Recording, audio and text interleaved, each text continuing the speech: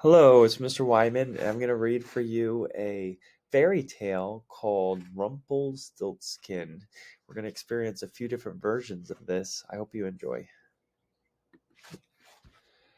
Once upon a time, there lived a poor miller who had a very beautiful daughter. He was so proud of her beauty and cleverness, he boasted the livelong day about her.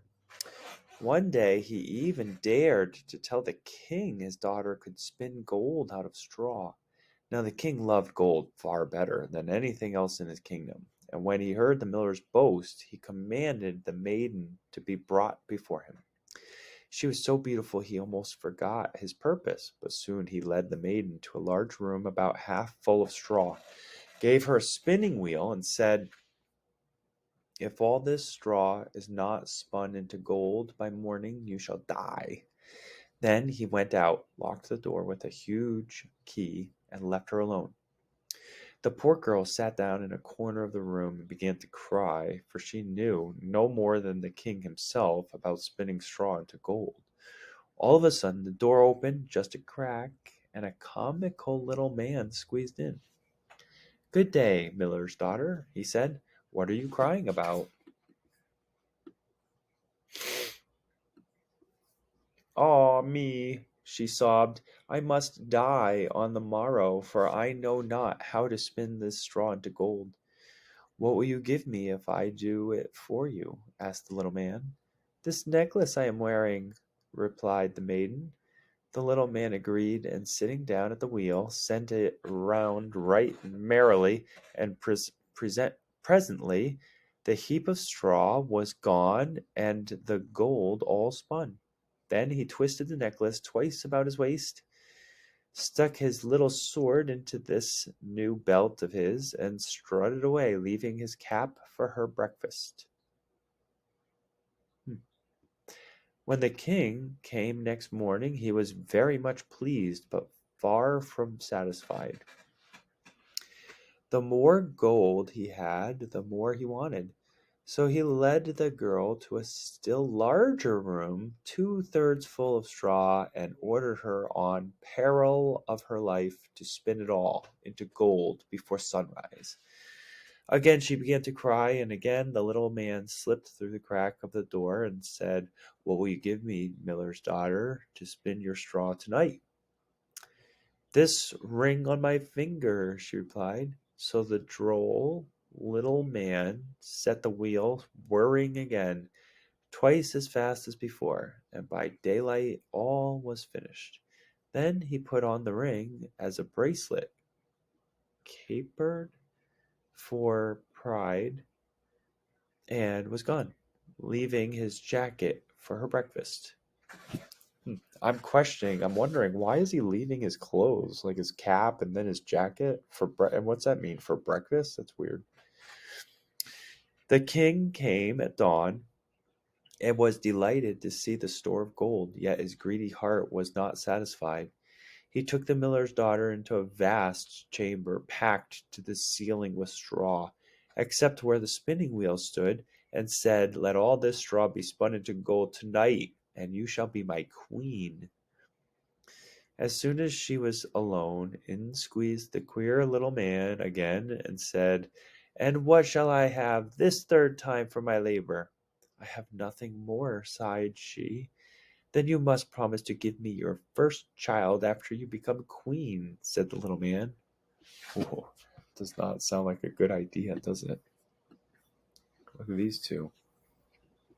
The king was delighted to see the store of gold. "But what may not happen before then?" thought the maiden, and as she knew no other way out of her trouble, she promised to do what he asked.